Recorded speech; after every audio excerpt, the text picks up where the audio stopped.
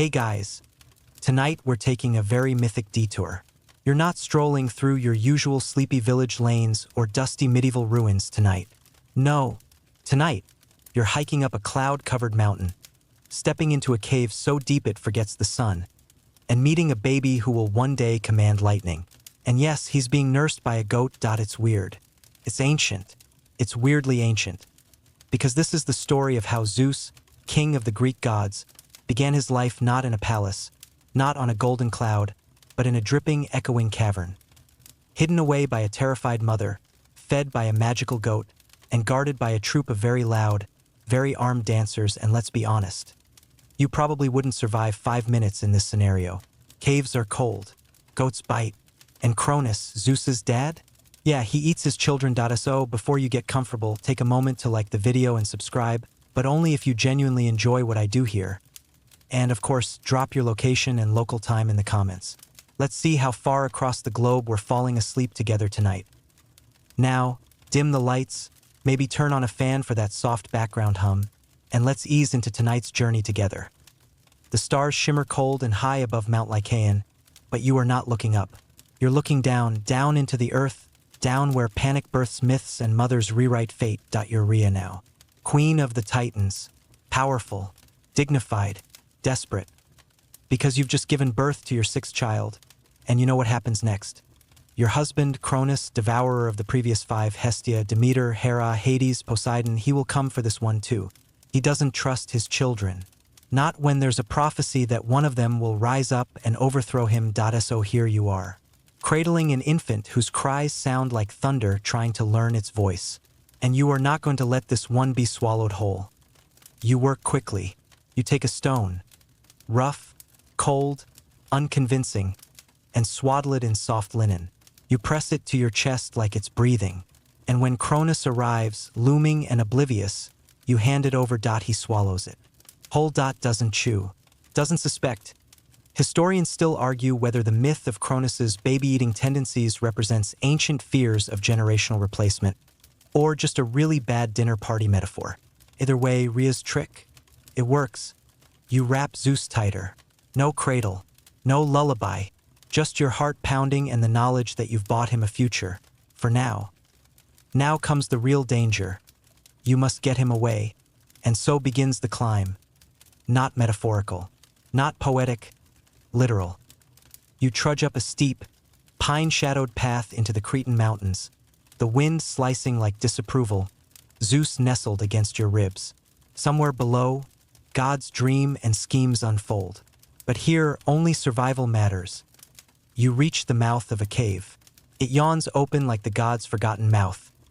Inside, it's dark, damp, oddly alive, and waiting for you, a goat. Not just any goat. Amalthea. She steps forward, her eyes reflecting fire that hasn't yet been lit. Her horns are curled like storm clouds. She lowers her head, and somehow, this creature of hooves and wilderness becomes your ally. You hand Zeus to her. She does not flinch. She begins to feed him. This is not the image of power you're used to. There is no crown here, no thunderbolts, just a mother trusting a goat and a cave with no name. But this is where a king begins. Not with a throne, with survival and goat milk. You blink into the dark, letting your eyes adjust as the cave swallows you whole.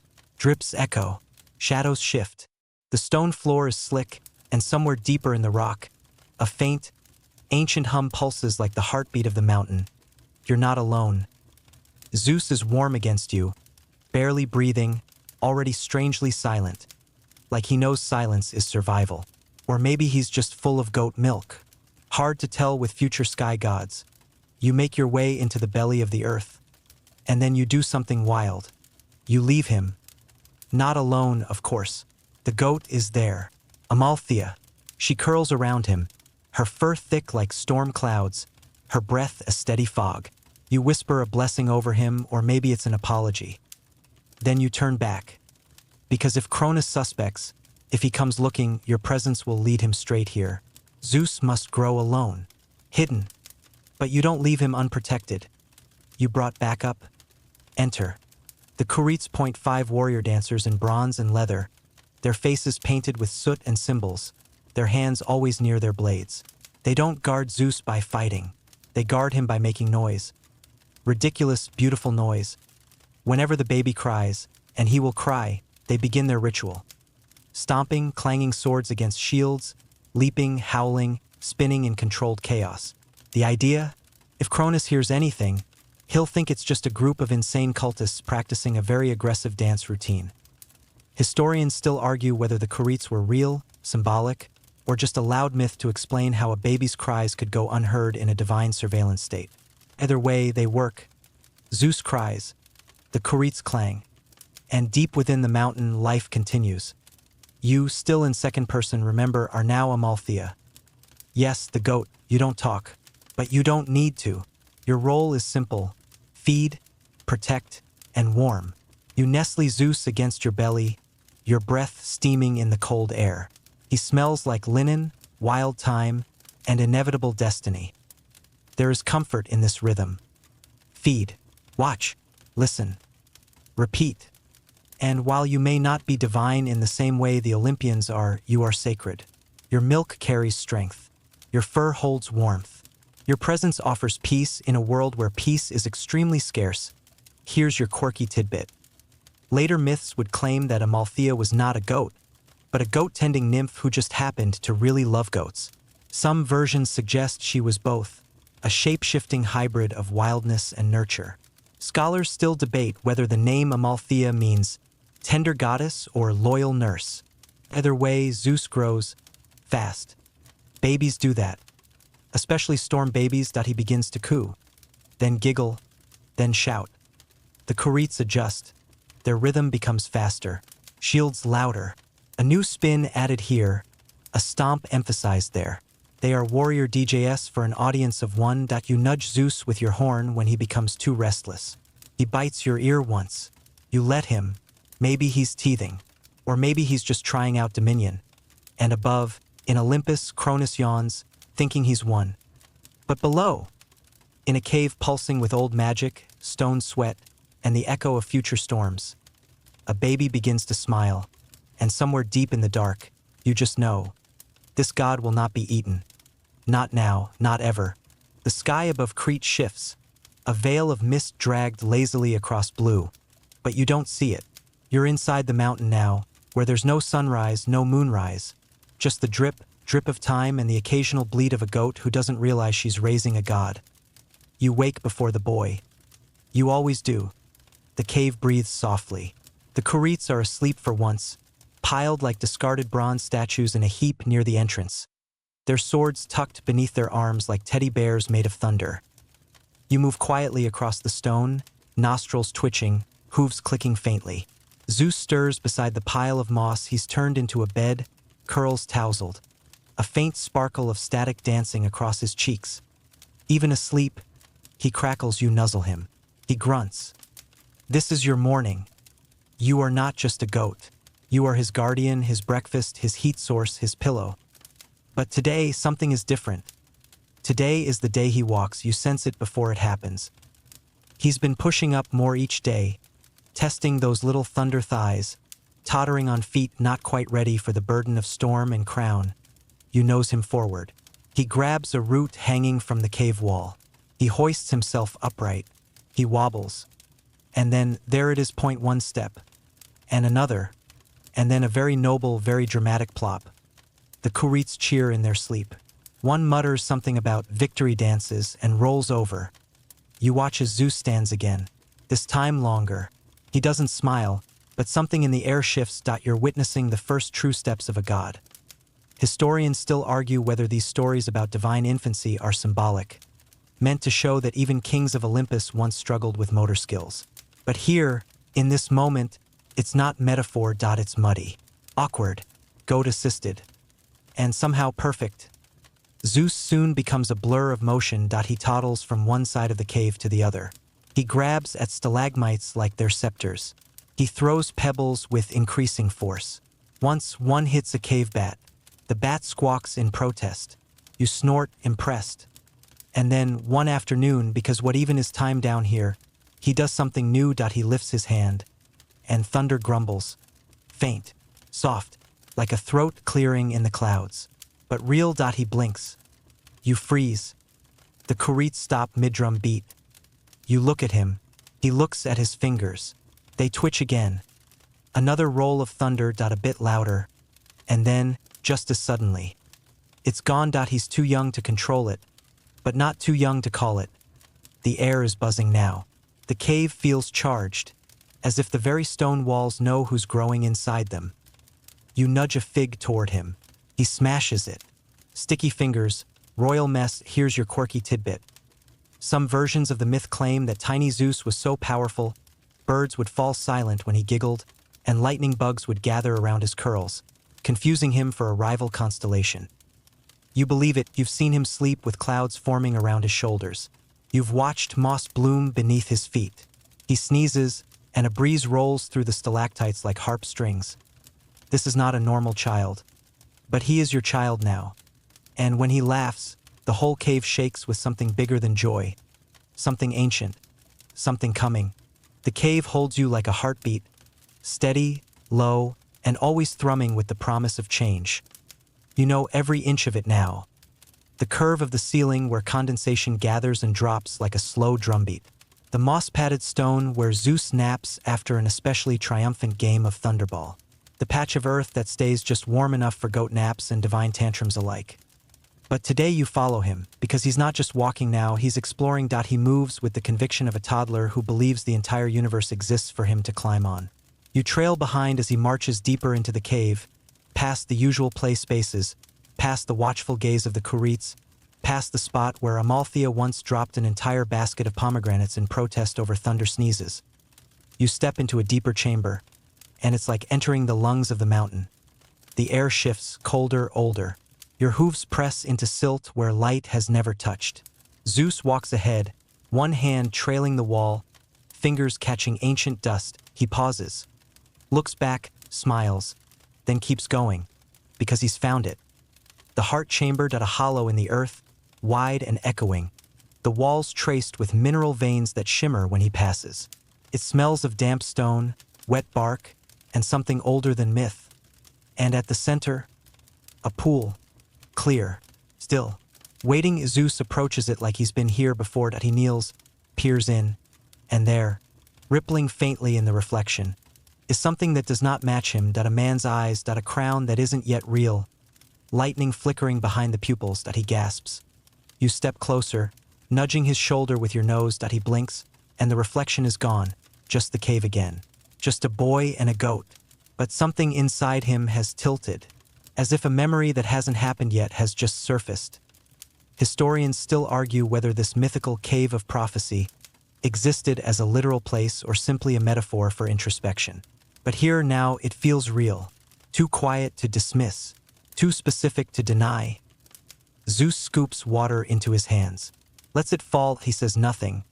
But later that day, when Amalthea drops another fig near him, intentionally, of course, he doesn't smash it, he peels it, delicately.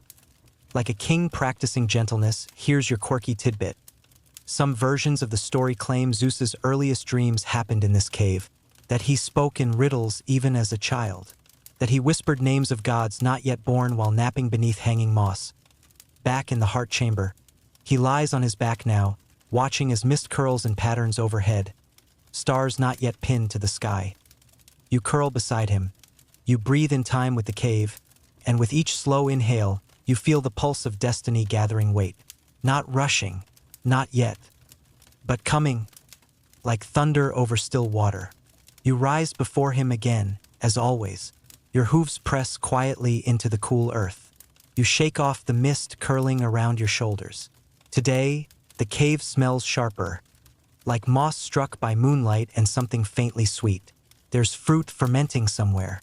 Or maybe it's just Zeus's breath after a midnight snack. He stirs, not awake, not quite, but shifting beneath a blanket of wool and woven goat hair, handmade by a kurit whose idea of tailoring was stab it with pride.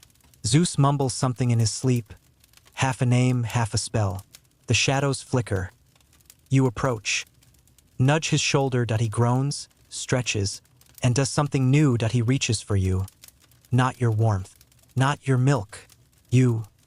His tiny hand grips your horn gently, almost reverently. His forehead presses to your nose. It's a moment. Then he pulls back and burps thunder. Small thunder, barely a hiccup. But you're not fooled. He's growing. And today he does more than walk.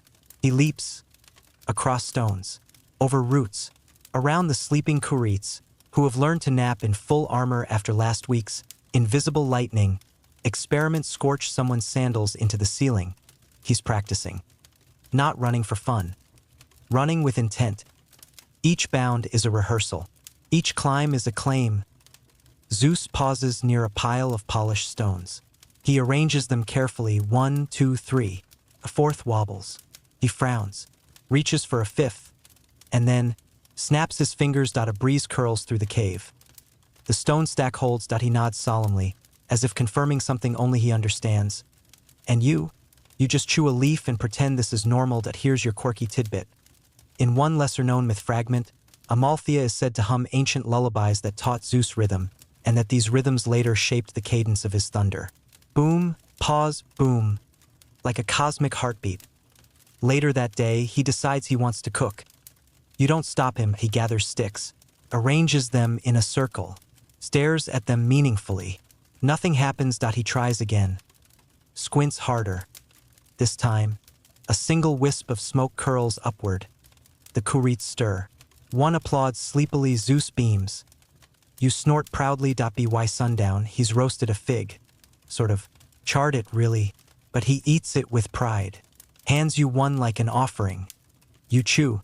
It's awful. He smiles, because here, deep in a cave where gods shouldn't be raised and goats shouldn't be tutors, he is learning, not just to walk or run or burn fruit beyond recognition, but to wait till try again, till build a fire from stone and spit and sheer stubborn spark. The cave watches, silent and endless, and beneath its vaulted shadows, the future king of Olympus learns that storms begin slowly, one spark at a time. Even in the dim, endless half-light of the cave, you can tell the seasons are shifting. The moss changes texture, less lush, a bit crisper. The water in the pool cools to the touch. Zeus sneezes more often, and each sneeze rattles a new part of the ceiling. You don't panic anymore. He's growing stronger and stranger. This morning, he wakes with a dream still clinging to him. You see it in his eyes, wide, silvery, storm-lit. He doesn't speak it aloud, but you smell the static in the air, the almost sparks on his fingertips. He saw something above. But today, he stays close. He tugs at your fur, climbs over your back, stands on your spine like a goat king surveying his small, rocky kingdom. You bleat once in mock annoyance. He bows dramatically. Then, suddenly, noise. Not from him. From outside. The sound of metal against stone. Not the Kurites. Not their rhythm. Something else. You both freeze. He slides down and presses his back to yours, small and serious. Then the noise stops. Silence rolls in, thick and final. He turns to you. Not afraid. Just curious. He's starting to wonder what else is out there.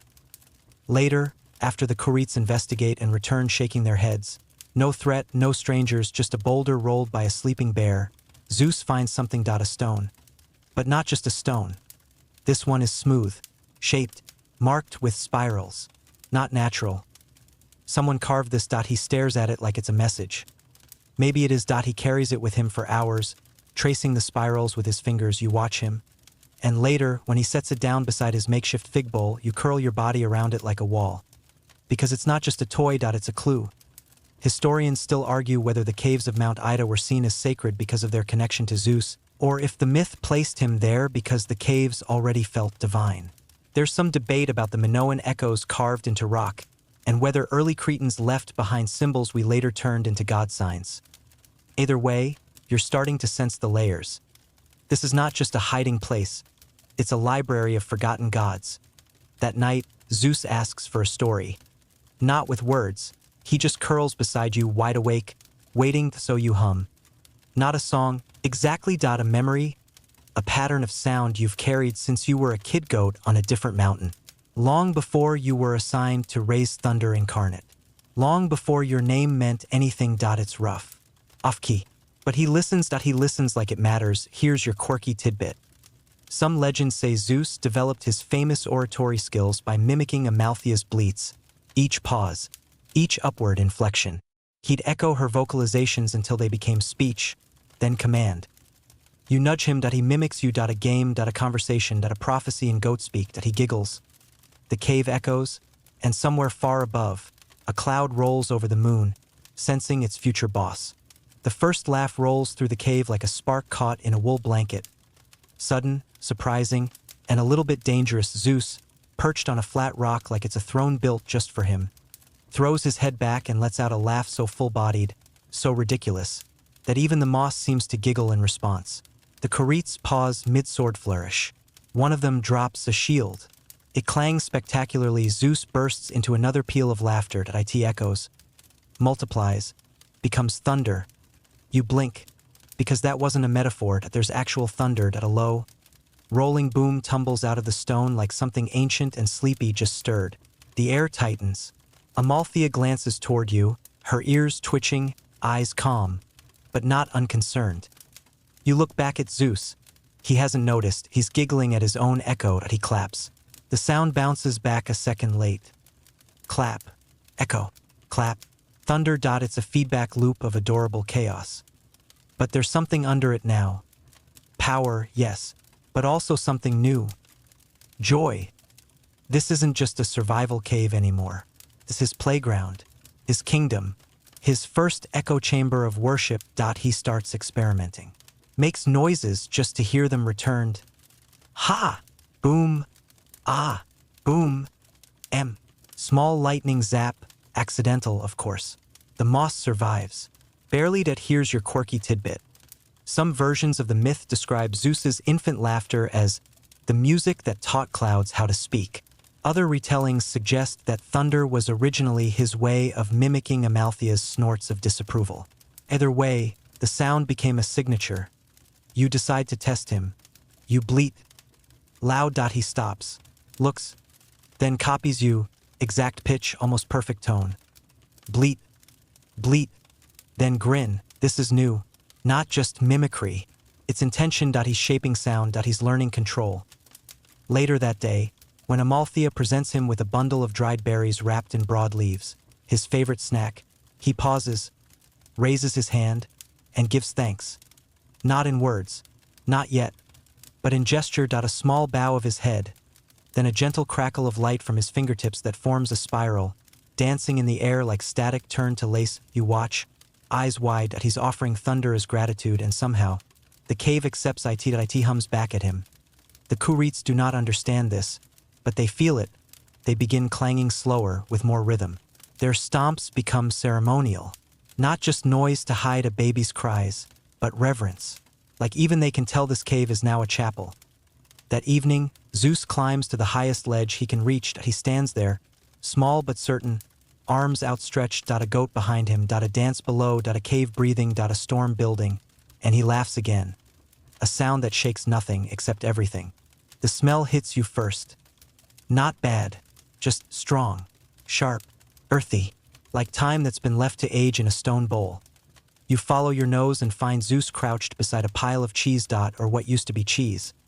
Now it's something else entirely. He looks up at you with a gleam in his eye and a grin that says, "Yes, I absolutely did leave goat milk in a carved-out rock for 3 weeks and forgot about it on purpose." You sniff again. It's fermented. He's invented immortal cheese. At least. He thinks he has. You, as the goat, have complicated feelings. You've worked hard for that milk. But you also have to admit, he's created something powerful here. Zeus breaks off a chunk and offers it to you. You sniff, then, reluctantly nibble. It's intense, but oddly good. Somewhere between divine dairy and thunder funk. He eats a piece himself and lets out a sigh so deep it echoes. The Curetes gather around. Intrigued, they sample. It. Point one weeps. Point one tries to compose a poem. Point one just whispers. This will change picnics forever. Historians still argue whether the cheese of Zeus was ever real, or just a metaphor for divine nourishment.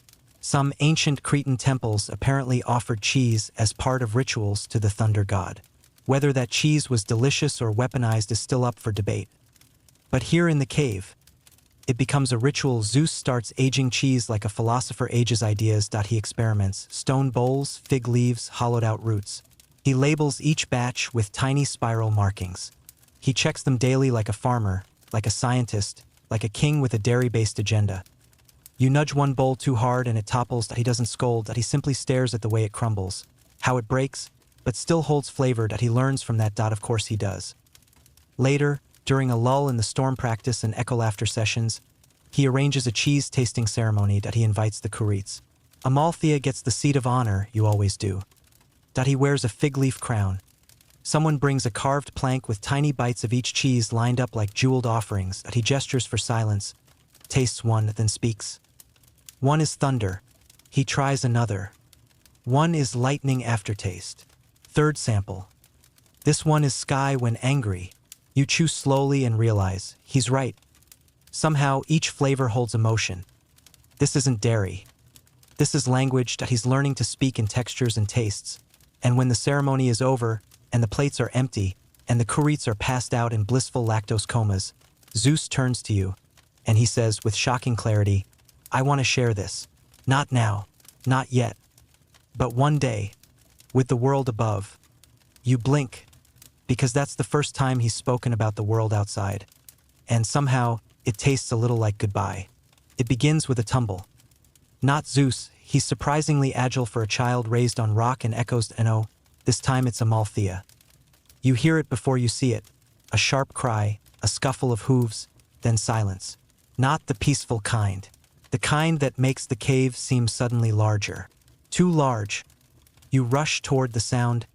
Zeus is already there. He's crouched beside her. His goat, his guardian, his first warmth. Amalthea lies on her side, one leg twisted at an unnatural angle. Her breath comes fast and shallow. He doesn't understand injury yet, but he knows something's wrong. He places both hands on her flank, closes his eyes. The air stills. The curates arrive, clanging, fading into a hush. They stand back. Their shields gleam with flickers of torchlight, but no one speaks. No one dares, because this moment is sacred. He concentrates, mouth trembling. Then nothing. There is no miracle. Only a child with trembling hands and a goat in pain. You sit beside him, and for the first time he weeps. Not loud, not dramatic, just the quiet kind, the kind that comes from the soul's soft places, the kind thunder doesn't know how to contain. Amalthea, in her last gesture, nudges him once with her nose. Then she exhales, stillness. Real stillness. Zeus collapses onto her side, clutching her fur. You wrap yourself around him, your flank against his back, and the cave mourns with you. Drips echo longer. Shadows curl tighter. Even the fire hesitates. Here's your quirky, painful tidbit. Ancient myth doesn't agree on how Amalthea's story ends. Some say she lived forever, transformed into a constellation. Others claim Zeus turned her horn into the cornucopia, the horn of endless plenty. A final gift, a symbol of eternal giving. In the hours that follow, Zeus doesn't speak. He doesn't touch his cheese. He doesn't laugh. He just sits with her body, tracing the spiral patterns on her horn with one finger. He's not trying to bring her back. He's trying to remember her. Night falls harder than usual. The curates light torches in silence.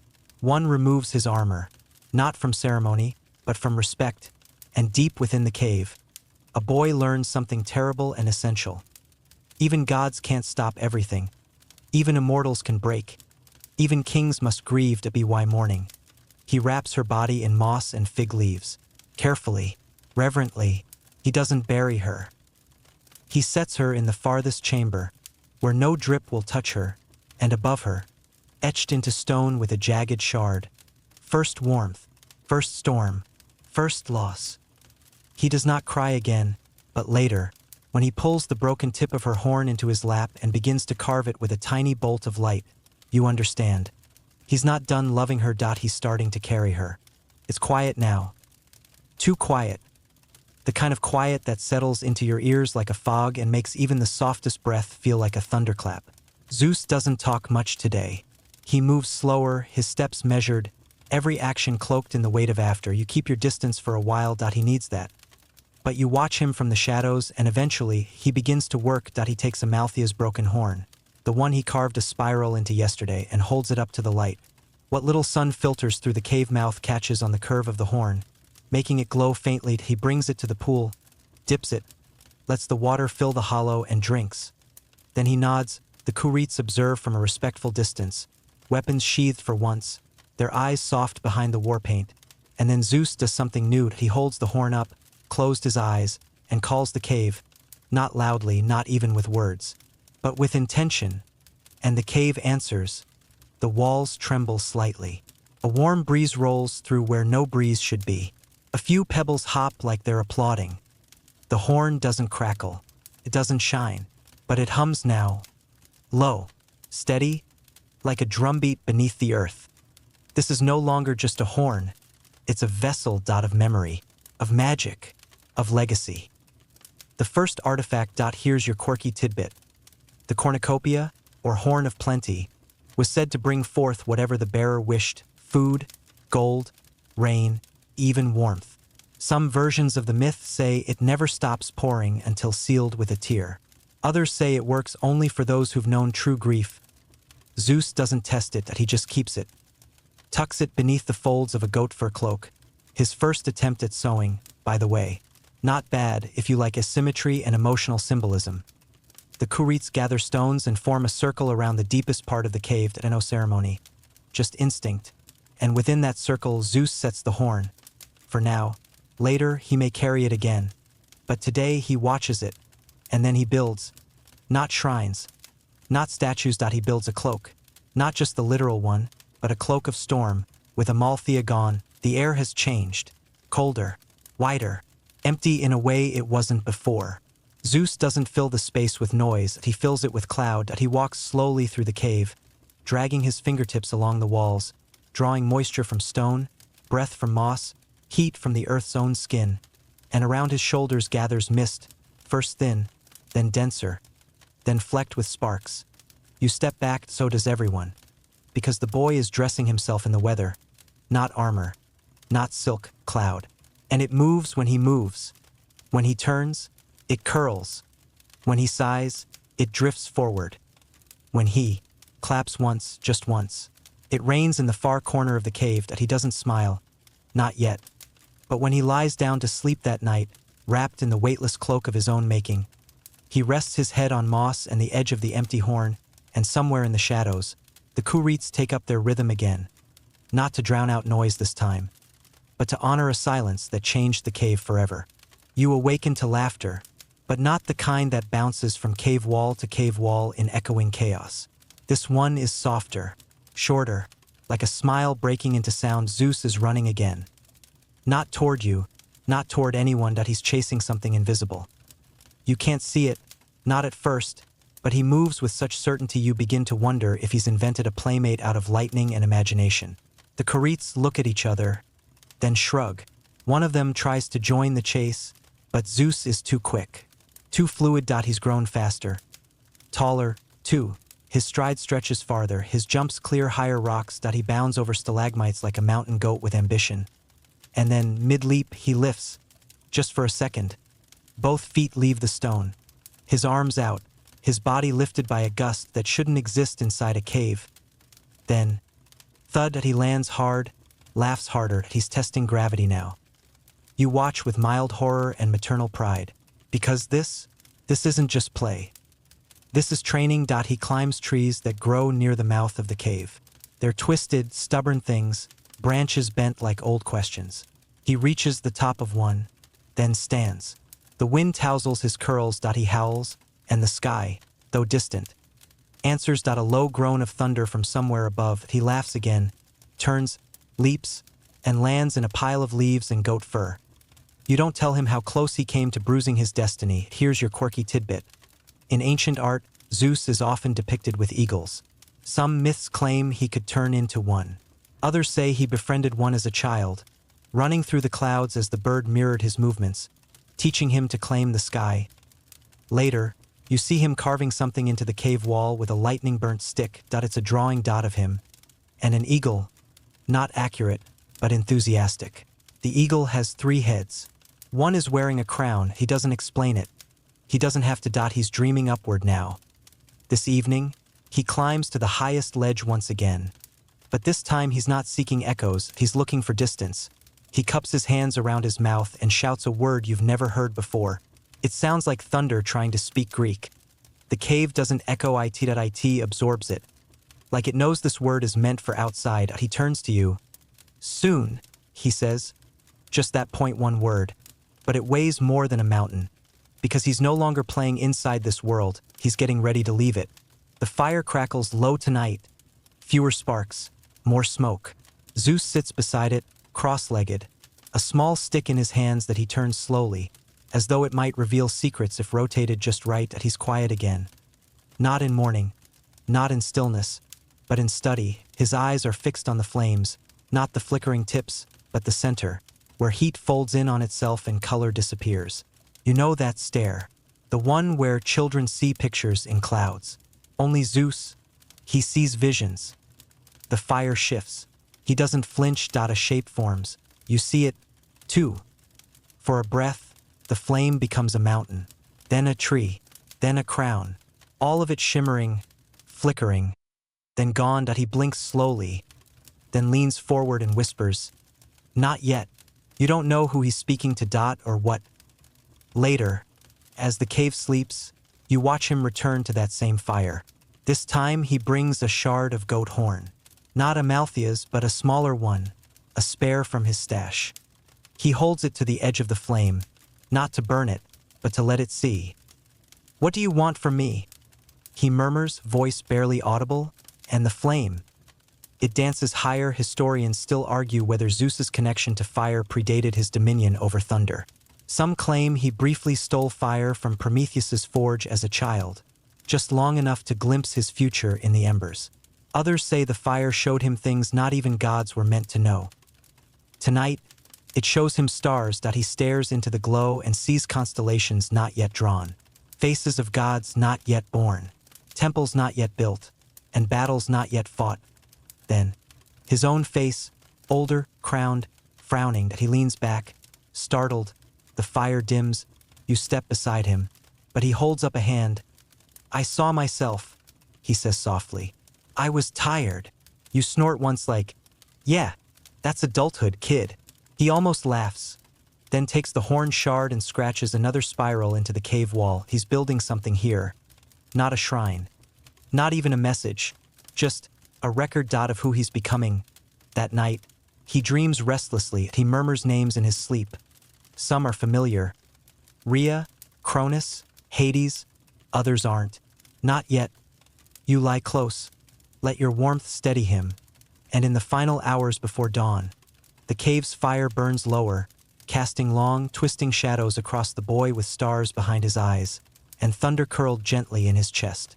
The mornings feel different now. There's a stillness in Zeus. Not hesitation, but awareness. As though he knows something is ending, or beginning.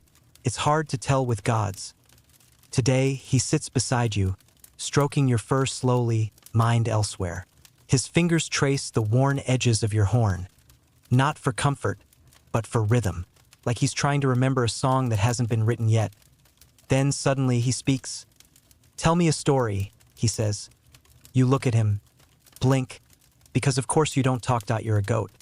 But then he leans in, rests his head on your shoulder, and whispers, "I know you can't, but I think you remember them."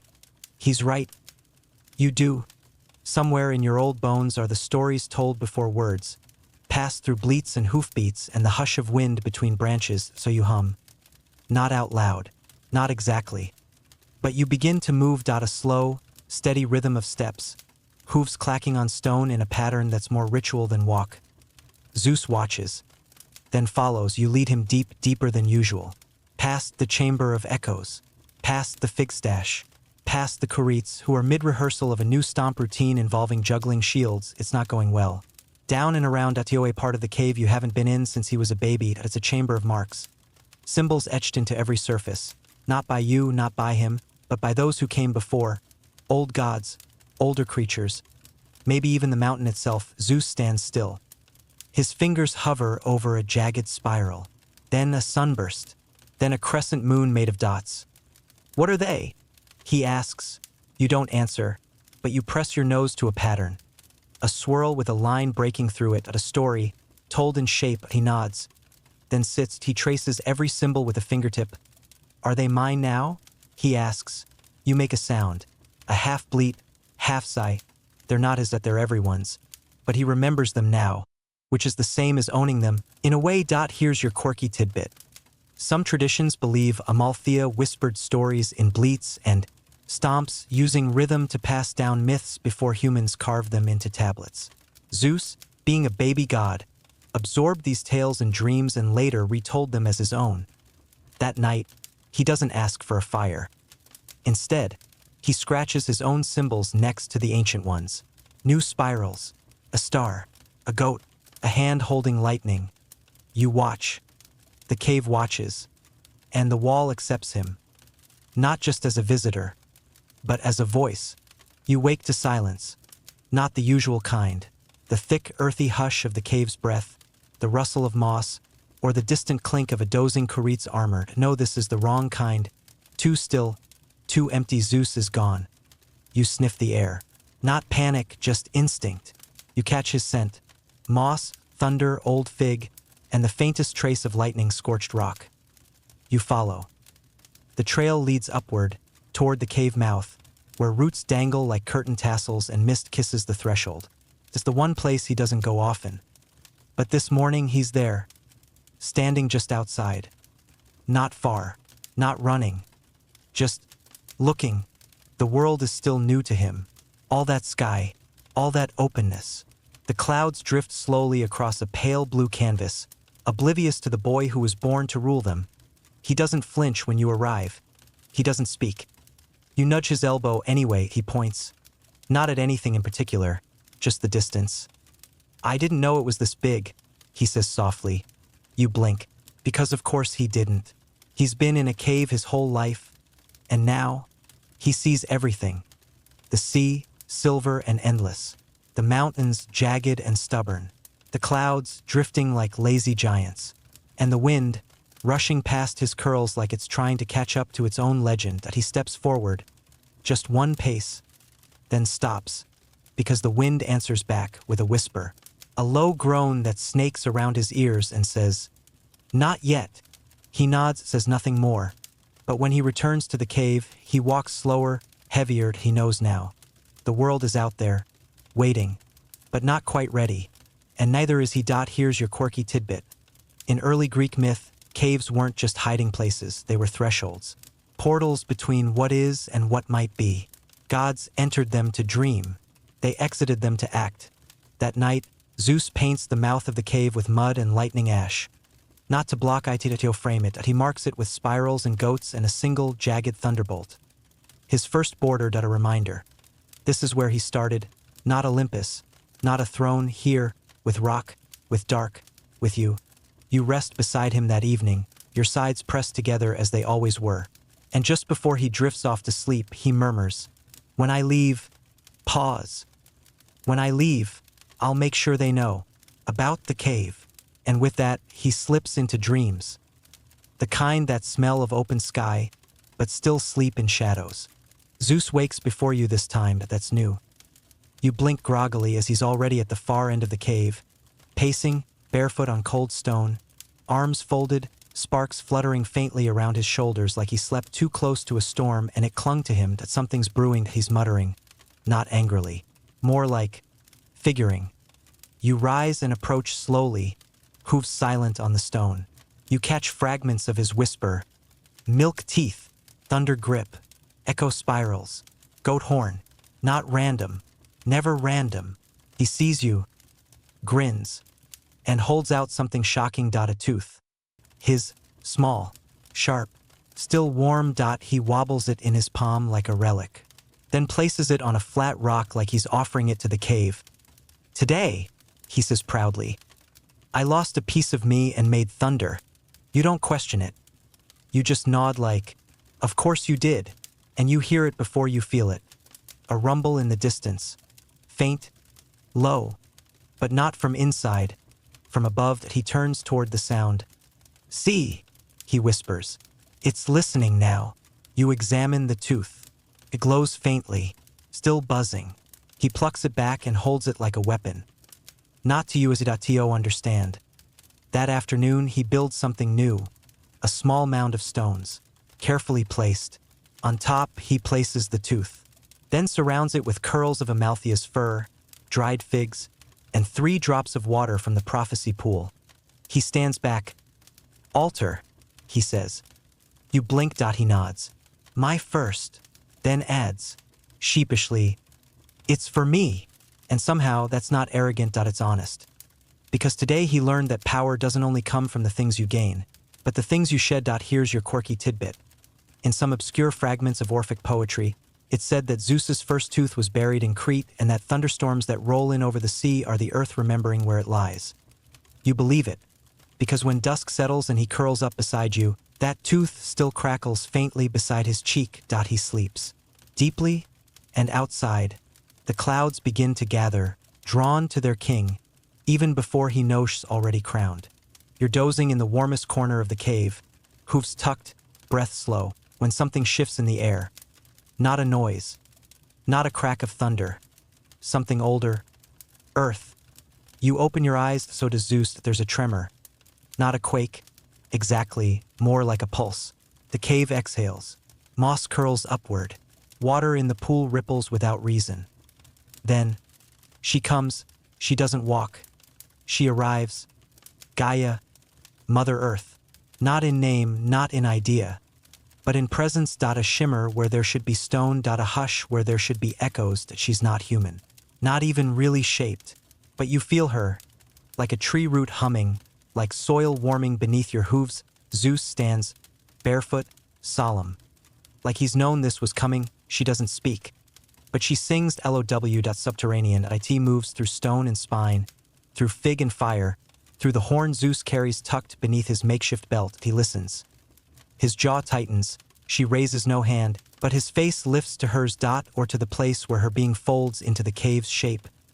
Then, just once, she leans close, whispers something you don't catch. He nods. That's it. She's gone. No wind, no spark, just absence. And yet, the cave feels fuller. Zeus turns to you, expression unreadable. She said my time is shaped like spiral roots, he says quietly, and I have to grow backward before I rise. You blink, slowly. Very Gaia. He doesn't smile. But he doesn't frown either. He walks to the prophecy pool, stares in, then speaks softly. I'm not scared. He hesitates, then adds, but I'm also not ready. You nudge his arm. He exhales, then drops a single fig leaf into the pool. It spins, slowly, and sinks. Here's your quirky tidbit. Gaia's appearances in mythology are rare and never without consequence.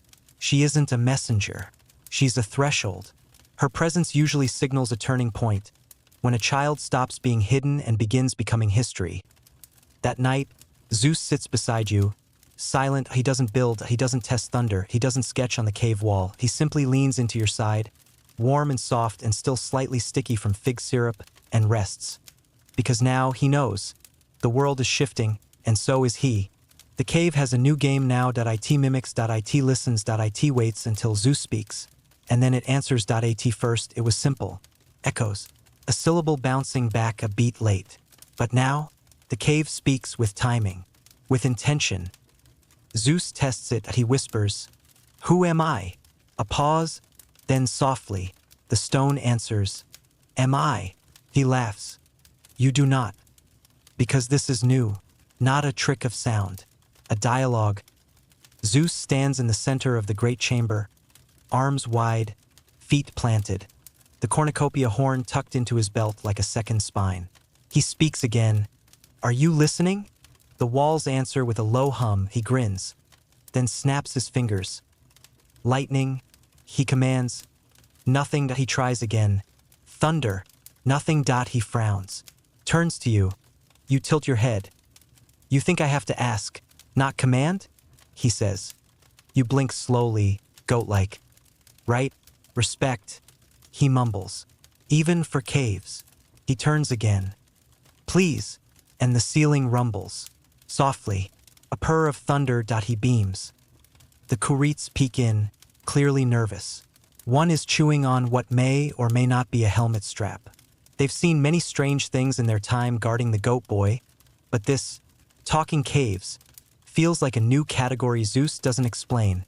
He just asks the cave again, "Can I trust you?" A beat. Then the drip-drip of water slows. Echoes stretch longer. The shadows seem to bow inward. Yes, the cave says. Or maybe it doesn't. Maybe it's him. Here's your quirky tidbit. In one pre-Hesiodic version of the myth, Zeus's voice gained power from resonance. The idea that his words, when echoed by the world, became law. It wasn't the command itself that mattered, but the answer it triggered. Later, Zeus sits beside the echo chamber, head bowed, whispering questions to the walls. Some come back, some don't. But he listens to the not answers too. That night, he carves a new spiral, different this time.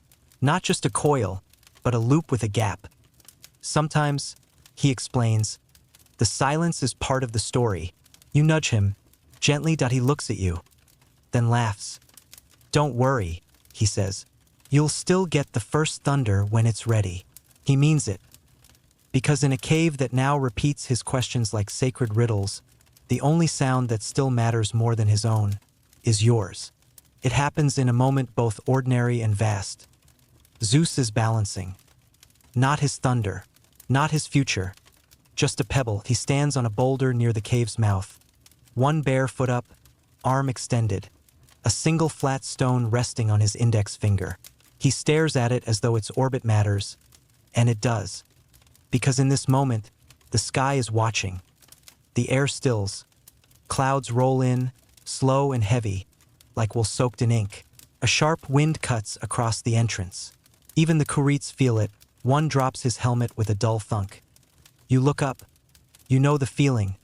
The first real storm is coming. Zeus's eyes go distant. The stone falls, and the wind answers. It surges into the cave, not with violence but with purpose. It lifts his curls, tugs at his tunic. Sparks flicker in the dark folds of his cloak. He doesn't smile. He closes his eyes and breathes in. The storm outside gathers teeth. A single drop of rain hits the cave floor, then another, a rhythm, then a song, then a downpour, and you hear it before he does. Thunder. Not the playful rumbles of his giggling infancy, not the crackles of toddler tantrums. This is real, deep, long measured, like a sky making its intentions clear. He steps forward, into the rain, arms loose at his sides, head tilted back. He doesn't summon it, he doesn't command it, he joins it, and the storm accepts him. It curls around him like mist around a mountain. He doesn't get wet, not really. The rain parts just enough, slicking his shoulders like a blessing. He holds out his hand. A lightning bolt, thin, quick, golden, flashes above and vanishes. He grins. The Kurites cheer. A strange, stomping rhythm that turns into a dance. One slips on moss. Another catches him. You stay still. Because you know. This is the first true spark. Here's your quirky tidbit. One Cretan tale claims that Zeus didn't invent lightning, but inherited it from a dying storm that chose him as its heir. It curled around him like a ribbon of gold, whispering secrets only thunder would ever understand. He turns to you now, soaked, radiant. I didn't do that, he says. You snort. But it knew me. You nod. He walks past, slowly, the storm fading behind him, following like a loyal dog. And somewhere, tucked in his cloak, is still that pebble. Because even sky kings remember the moment before the storm, when balance was just a stone and a breath away. Something in the air is different. You can smell it, taste it, feel it in your hooves. It's not just weather. It's attention. The sky is paying attention to Zeus now. The wind turns when he sighs. The clouds hover when he stretches. Even the light through the cave mouth has a slant to it, like it's trying to frame him. Zeus doesn't speak of it, but you can tell he knows. He's quieter, more deliberate. He spends the morning stacking stones. Smooth, river-worn things he found who knows where. He balances them just so, turning the little cairns into sculptures. Each one has 3 parts, a base, a body, and a point. People, he says softly, Little ones, like stars. You chew on a patch of lichen and watch as he places the last pebble on top of the tallest stack. He steps back, and the wind knocks it over. He freezes. Not angry, just surprised. He rebuilds it. Wine knocks it again. He frowns, rubs his fingers together, then claps once. The wind stops. The cairn stays. He blinks. Are you learning? He asks the wind. It whistles innocently. Historians still argue whether Zeus ever truly controlled the weather or simply learned to speak its language. There's a theory that early weather gods didn't command so much as negotiate, and Zeus was the best negotiator of them all. Later that day, he sketches something in charcoal on the cave wall. Not a storm, not himself, but the sky. Not how it looks, how it feels. Wide, heavy brushstrokes, spirals, arrows pointing up. And in the center, a small figure with arms outstretched, one hand toward the stars, the other gripping a bolt that he doesn't label it. But you know it's him. As night falls, he climbs to the top ledge, his thinking spot, and lies on his back, staring up through the narrow opening where stars barely peek. Do they see me? He whispers. You nudge his ankle. A gust of wind stirs his curls. He grins. I think that's a yes. Here's your quirky tidbit. One obscure Cretan text claims Zeus's body grew accustomed to atmospheric shifts, so that barometric pressure made him restless. Storm itch, they called it. He could feel lightning coming like humans feel rain in their knees. That night, he doesn't sleep right away. He hums softly. Not to himself, but to the clouds, and the sky hums back. Sleep doesn't find him easily anymore. Not because he's restless, but because his dreams are occupied. Tonight, he tosses, not violently, but often. His breath comes in fits, little gasps like someone listening to something just out of reach. You inch closer. His fingers twitch. Then he whispers a name. Not yours, not Amalthea's. Métis. You blink. You know that name. Not from this world, not from these walls, from the old stories told in rumble and riddle. Métis, goddess of wisdom, of cunning, of knowledge so deep it frightens itself. He speaks again. She said, the mind is sharper than lightning. You nudge him softly. His eyes snap open, but not with fear, with clarity. She was in my dream, he says, sitting up. She spoke in riddles. You wait. She asked me how to trick a trickster. He smiles, thin and crooked. Then she laughed and turned into mist. He stands, barefoot, hair wild, still tethered to that sleep place where thoughts are born with wings. He walks straight to the prophecy pool. The water stills before he touches it. He kneels. Not in prayer, in dialogue. Métis, he says, if you're listening, I liked the riddle. Silence. Then a ripple. Just one dot, but it moves against gravity. Upward. He watches, grinning now. Not because he's certain, because he's challenged. Here's your quirky tidbit. Métis, in later myths, would become the mother of Athena. But some older sources suggest she taught all young gods their first truths through dreams, smoke, or riddles spoken by animals, cave shadows, or yes, even goats. Zeus doesn't sleep for hours after he writes spirals into the wall again. But these aren't random, they're questions. Each curl ends in a symbol, a thunderbolt, a fig leaf, a horn. He turns to you. Do you think knowing something is the same as owning it? You blink slowly. He nods. Yeah, he mutters. Me neither. And for the first time, the cave doesn't echo him. It just listens.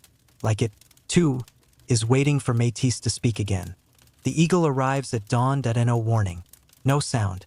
Just shadow. Zeus stands near the cave mouth, arms stretched from a long, goat-flanked sleep. When the sun glints off something golden overhead, wings wide, not flapping, gliding. It circles once, twice, then drops something. A single feather, long and gold-tipped, spiraling through the air until it lands, perfectly, at Zeus's feet. He doesn't move at first. Neither do you. The Kurites, halfway through breakfast, which today appears to be roasted moss and bragging. Pause mid-chew. Zeus picks it up. It hums in his palm. Like it remembers flight. He turns to the cave's interior and walks in silence. Feather in one hand, the cornucopia horn in the other. You follow. hooves silent. He climbs higher into the cave, up a narrow path only he's ever used. At the top, a ledge that overlooks the entire chamber. His throne, though he'd never call it that. He plants the feather, not in soil that in stone, and the stone yields, like it's been waiting for this. Then he sits, and the trial begins, not a contest, not a battle, but something more sacred. He closes his eyes.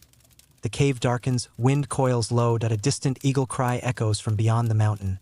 3 notes, rising. Zeus lifts his hand, the feather trembles, and rises. A few inches, then falls, again. Up, down. He frowns, focuses, raises both hands. The feather rises. Again, this time higher, steadier. You watch, transfixed. It begins to spin, then glow, then shatter. Not violently, like crystal melting into air. Gone. Zeus exhales. That was the test. He whispers, you nudge him gently. He smiles. Not to hold it, but to let it go. Here's your quirky tidbit. In some old myths, Zeus is said to have gained command of the skies not by chasing storms, but by passing a trial given by an eagle, the bird of Olympus. Only those who could lift the feather without pride were worthy of the winds. The ledge feels different now. Not just higher, older. Zeus carves into the wall behind him. Sky does not kneel. It waits, then walks down. Past the Curetes, past you. The cave is quiet, and outside, a breeze curls inward, warm, welcoming, almost proud. You feel it before you see it. The way the air tightens, not with weather, but with memory. Like the cave is holding its breath. Like the stones are bracing for something they already know. Zeus is still, not meditating, not conjuring, just sitting beside the pool, one hand trailing the water. His other hand clenched tight around nothing. You move closer, and then he whispers, she's gone. You stop. You know who he means. Amalthea. She's been gone for some time now. Her resting place still tender, still fresh in both the stone and the boy. But something has shifted today. He stands. Walks. You follow as he winds deep into the rear chamber, the quietest part of the cave. The place where her bones lie beneath moss and fig leaves. Her horn, carefully placed beside her, glinting faintly with cave light. He kneels beside it. I think I understand now, he murmurs, why she never feared storms.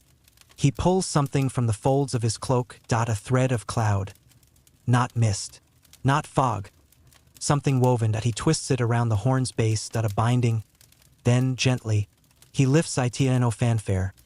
Just a breath. He carries it back into the central chamber, where the Curetes stop mid-practice. Their swords still. Their feet freeze mid-step. He raises the horn. Not high. Not grandly. Just intentionally, and lightning flickers within it. Just once, a pulse, a glow, a spark of memory. And in that instant, every figure in the cave, goat, warrior, boy, cave wall, shadow knows.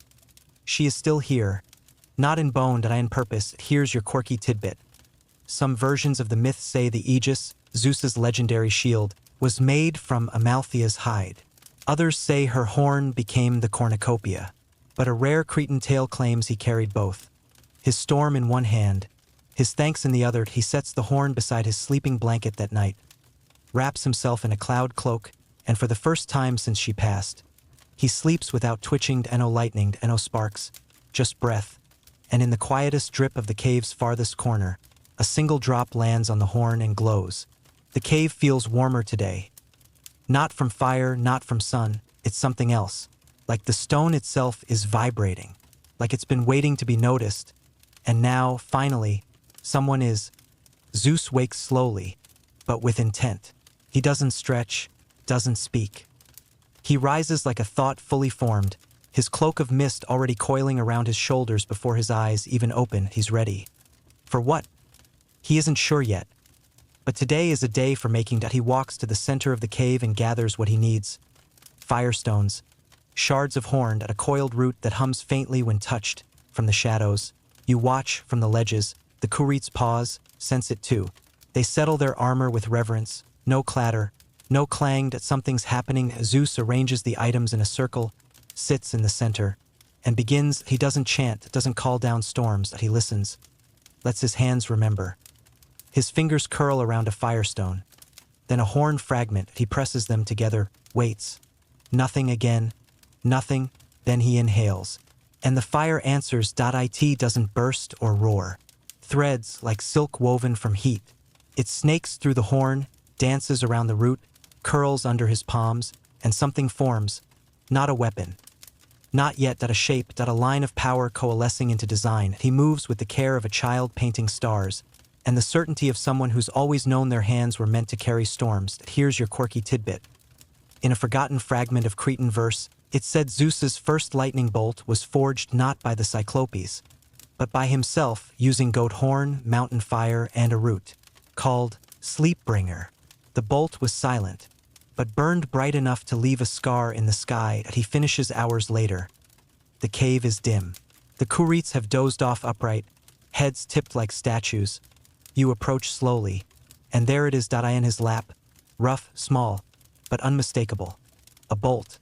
Not jagged yet, not deadly, but glowing with the soft, inner shimmer of potential. Zeus doesn't lift it. He doesn't need to. It knows him. He wraps it in Amalthea's woven wool, places it beside the cornucopia horn, and whispers, "You'll meet the sky soon." Then looks at you. "You knew I could make it." You nod, because of course you did. You saw it every time he turned tears into thunder, every time he shaped silence into rhythm. This was inevitable. The cave shifts again. Not in shape, not in structure, but in mood.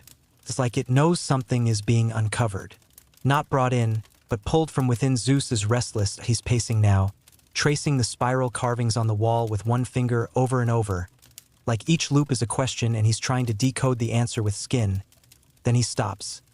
His hand rests on a section of wall that's too smooth, too deliberate. He steps back, looks at you, then at the Kurites. "Have you ever looked behind it?" he asks. They stare at him blankly. He grins and slams his palm against the wall. Nothing. So he tries. Again. Harder. The echo rings differently this time. Hollow. He raises one eyebrow. His favorite expression now. The told you so look. Then gently, almost lovingly, he presses his fingers to the seam of stone and says, "Open," and the wall shifts. A breath of ancient air seeps out. Dry, dusty, warm. A passage, narrow. Long lit by the faint shimmer of stones that glow without flame. He doesn't hesitate. Neither do you. Together, you descend. It smells like the oldest part of the world. Earth that has never met sun. Air that remembers Titan footsteps. You pass carvings. Figures not quite gods, not quite beasts. Spirals. Eyes. A tree with thunderbolts for roots. You reach the end. A chamber. Empty, except for one wall. Covered in Titan script, Zeus stands before it. Reading silently, then softly, he speaks. This is where Cronus wrote the prophecy. You pause. The Kurites arrive, panting from the tight tunnel. They stop when they see the wall and no one speaks. Zeus steps forward, touches one word. The script glows faintly. The cave hums. A forgotten prophecy, once etched in secret by a fearful father, now glowing under the hand of his son. Zeus reads aloud. He who drinks sky, walks silence, and tames storm shall break the endless. He looks back at you. I've done all three. You snort gently.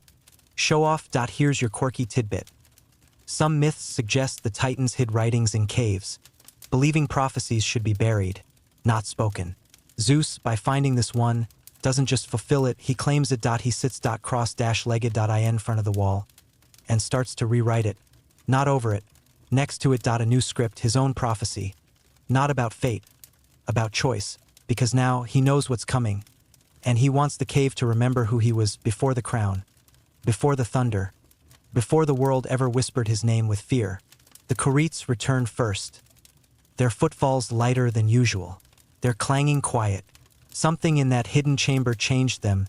Zeus follows, slower. Not because he's tired, but because he's measuring each step. Like every place his foot lands is a memory now. A goodbye, not quite spoken. He reaches the central chamber and sits cross-legged beside the pool. The lightning bolt he forged rests beside him, wrapped in goat wool. The cornucopia horn gleams faintly nearby. Then the rhythm begins. Stomp, clap, clash. The Kurites aren't practicing anymore, they're performing. Not for Cronus. Not to shield Zeus's cries, but for Zeus himself. They form a circle, their eyes locked on him, their blades raised in salute. Each stomp is deliberate. Each movement ritual point. One of them steps forward, kneels, and produces a bundle wrapped in crimson cloth. He offers it to Zeus. Inside, a short sword, not sharp yet, but carved with spirals. Balanced perfectly for a boy who is no longer just a boy. Zeus lifts it. The cave dims, the firelight flickers, then a gust of wind rushes through from the cave mouth. Brief, loud, approving. He holds the sword in one hand, the lightning bolt in the other. The cave is silent now. Every shadow watching, even the echoes dare not speak. Zeus says, "Let's begin." And the Kurites, in perfect synchronicity, chant back, "Strike the past. Step forward. Take the name." He walks to the prophecy wall. Not the Titan one. At his dot he adds one last line. "I will not be what they feared. I will be what I choose." Here's your quirky tidbit. Some versions of the myth say Zeus was given his first blade by the Kurites, not to kill, but to carve the world. The sword was said to hum softly when held by its rightful bearer. Not a weapon, a chisel for fate. Zeus turns to you and smiles. Not the wide, fig-smeared grin of his toddler days, but the calm, heavy smile of someone stepping into something much larger than himself. "I'm not just the storm," he says. "I'm the break in it too. You don't move. You don't need to. Because in this moment, you're not his guardian, you're his witness." Dawn rises without sun.it filters through the cave mouth as a pale shimmer. Cool, hesitant, like the sky itself isn't sure how to light a god in progress. Zeus sits cross-legged again, not meditating, not sleeping, but waiting. Today's different. You know it by the way he holds the lightning bolt. Not like a toy. Not like a trophy. Like a key. He stands. The Kurites form a loose semicircle, unsure whether to guard him or salute him. One shifts from foot to foot. Another adjusts his sash for the 10th time, and no one speaks. Zeus walks forward, slow and steady, to the flat stone at the cave's heart, the one they used for stories, for stacking figs, for playing Don't Touch the Thunder. He places the bolt there, then kneels, closes his eyes, and breathes, "You inch closer." His breath slows, then deepens, then the bolt crackles, just a flicker. A pulse of gold along the carved grooves. Then again, stronger, and again. The air tightens, his cloak lifts. The cave trembles, dust shaking loose from ceiling veins. Then, with a soft exhale, Zeus reaches forward and grasps the bolt. It lifts itself into his hand. A perfect fit. He stands. The room hushes. Even the fire stills. And with a flick of his wrist, light, not wild, not chaotic, not lightning that splits mountains, just a single arc of power, quiet and elegant, curling from the bolt to the cave ceiling like a ribbon drawn by will alone. He smiles. Not pride, peace. This is what he was made for. Here's your quirky tidbit. Later myths say Zeus's true lightning bolt, the one crafted by the Cyclopes, came later. But some fringe traditions insist the first one was born in a cave, shaped from goat horn and firestone, tempered by sorrow, and named by silence. He looks at you now. "I didn't know it would feel so warm." You nudge his leg, gently. He kneels beside you, places the bolt across both palms, and whispers, "You've held me long enough. Now I'll hold the storm." And somehow, even in that moment of transformation, he still remembers the goat who nuzzled him through nightmares, the moss he chewed on accidentally, the lullabies hummed in bleats and breath, the cave where gods are raised, not just born. And as he walks away, lightning in hand, the cave stays dark, but not empty. He doesn't leave yet, but he moves differently. Zeus walks through the cave like he's mapping it one last time, not as a child scurrying through shadows, but as someone marking origin points. You trail him closely, hoof to heel. You've watched him grow, storm by storm, and now he traces every surface like he's writing a farewell in footsteps. He stops at the prophecy pool, kneels, flicks one finger into the water. A swirl forms, then a shape, his own face, older, crowned, eyes heavy. He watches it until the image dissolves, then drops a sprig of thyme into the pool. For remembering, he whispers. Next, he walks to the carving wall.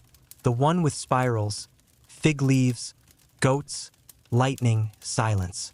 The whole messy scroll of his becoming. He traces one final swirl into the stone.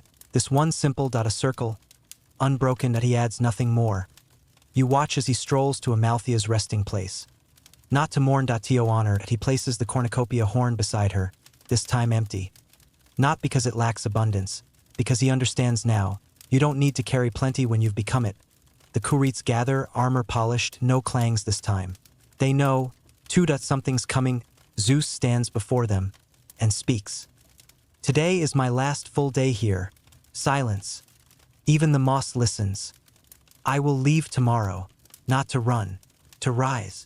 You feel it in your ribs, like your bones are echoing him now. That he continues. But everything I take with me started here, in this cave, with you, with her. His voice doesn't shake, but yours would. Here's your quirky tidbit. In Cretan temples, it's said a first farewell is never loud. It's offered in gesture. The silent gift, the shared meal, the circle walked without speaking. Gods were expected to pause before they ruled. That night, Zeus lights no fire. Instead, he curls beside you. Old patterns, old warmth. Point one hand on your flank, the other gripping the hilt of the lightning bolt. Now wrapped in mist, he doesn't speak. You don't either. You just rest together one last time, storm and shadow, goat and god, cave and crown. Morning comes without drama and no thunder, no trembling cave walls, no mystical winds howling prophetic warnings. Just light, soft, gold-edged, creeping in through the mouth of the cave like a quiet invitation. Zeus stirs, sits, stretches, and no longer a boy. Not yet the king. He gathers his things, though really, there isn't much. The lightning bolt. The wool cloak still tinged with Amalthea's scent. A pouch of dried figs, because even gods get snacky. That he doesn't rush. He walks to the pool, drinks once, then splashes water across his face. Like baptism, or maybe just habit. You're waiting. Of course you are. The Kurites stand in a line at the cave mouth. Their armor gleams, but not sharply. Their weapons are sheathed. They're not guards now. They're witnesses. He approaches the wall one last time. The wall of spirals. The story map of who he was. He presses his palm flat against it, and the carvings glow, dim, subtle, like memory responding to touch. Then fade. He turns and walks to you. You're old now, not tired, but you've carried your purpose, and you feel it loosening like a saddle unbuckled after a long ride. He kneels beside you. Foreheads touch, and no words. He doesn't cry, but you think maybe the clouds do. Then, just as the sun kisses the cave floor for the first time in seasons, he says, I'll come back, not soon, but I will. You snort. He smiles and steps into the light.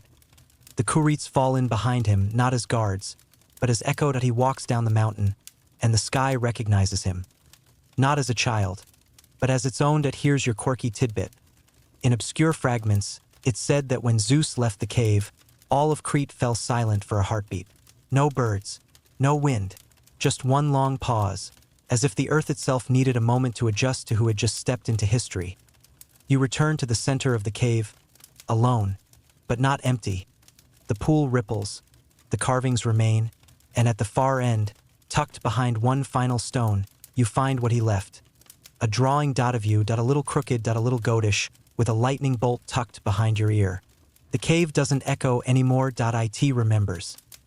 Each drip from the ceiling sounds like punctuation. Each breeze curling through the tunnels whispers not warnings, but recollections. You move slowly now. There's no rush. Zeus is gone, but he's everywhere. His laughter still floats in corners. The taste of figs lingers in the moss. The wall etchings hum faintly in the dark when you pass, like old songs warming up without an audience. You walk to the prophecy pool. The surface is still, but not empty. For a moment, just a moment, you glimpse his face. Not baby Zeus. Not thunderling with muddy knees him crowned. Steady. A bolt across his shoulders and the world tucked into the corner of his grin. Then it vanishes, but not before you nod. Because you knew. You always knew he wasn't meant to stay. He was meant to become. The kurites are gone too, and no stomp, no clang, just a missing rhythm in the cave's pulse. You imagine them somewhere far from here, teaching a new rhythm to some other half-god child who dreams too loud and questions too early. You climb to the high ledge, his ledge. Your hooves know the path even as your legs stiffen. You rest there, breathing the high air, staring out through the narrow slit where the sky first blinked at him, but it's wide now. Too wide for cave thoughts, but just right for memory. Here's your quirky tidbit. It said the cave of Zeus doesn't echo because the stone absorbed too much divine presence. Instead of bouncing back sound, it folds it into its walls, so that when you're truly still, you don't hear an echo, you hear a story. And now, the story changes again. A few loose fig seeds sprout in the dampness. A patch of moss pulses green where he once laughed. And in a dark alcove you never noticed before, there's a drawing of the world with a spiral in the center and a goat standing beside it, unlabeled, but unmistakable. You curl beside it, not waiting, just being. Because gods may rise, storms may roam. But the cave remembers. Time slows, not because it's tired, because it knows how to end softly. The cave grows quiet. Not the hollow hush of emptiness, but the heavy stillness of a story placing its final stone. You lie where you always do. A little slower now, a little heavier, but still steady. Above you, the roots tremble faintly in the wind. The sky is doing its thing. Clouds dragging golden light across the peaks. Sun playing tag with the shadows. He's out there. You haven't seen him. You don't need to. You feel him in the pauses between the cave's drips, in the gentle rumbles that roll through the stones on cool nights, in the way the mist sometimes smells like ambition and burnt figure. He's alive. And so is the story. The prophecy wall remains. Every spiral, every mark etched with laughter, thunder, grief. You walk past it now not as its witness, but its keeper. You do not guard a child anymore. You guard a beginning. The kurites, though long gone, have left their rhythm stamped into the floor. You step into it now and then. A beat, a half beat, a flick of memory beneath your hooves. You pause at the prophecy pool, it's still. Then ripples and oh wind and oh drop. Just memory stretching itself one more time before sleeping. You drink and turn. There, by the horn, lies one last gift. A stone.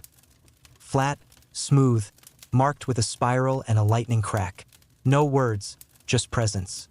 You nudge it into the center of the cave. Place it carefully, then lie beside it, and the story ends. Not with a roar, but with a whisper that trails into stillness, with the breath of old storms turned gentle, with one final truth. Before gods ruled, they were raised by caves, by echoes, by goats, and by love. Now you rest. The story has settled. The thunder's gone quiet, tucked back into the clouds where it belongs, humming faintly like a lullaby. You breathe slower now. Each inhale, softer. Each exhale longer. There's no crown here and no lightning to grip, just the stillness that comes after the becoming.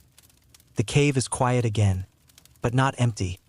Its walls hold warmth, a memory of footfalls, giggles, carved spirals, and fig-stained fingers. The drip-drip of the pool no longer sounds like time, but like a song.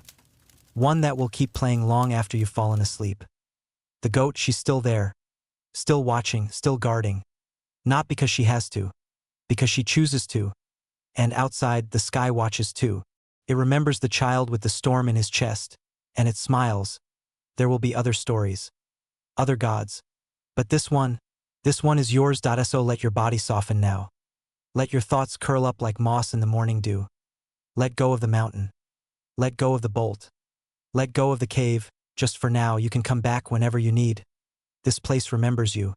Even in sleep, especially in sleep. Good night, and sweet dreams.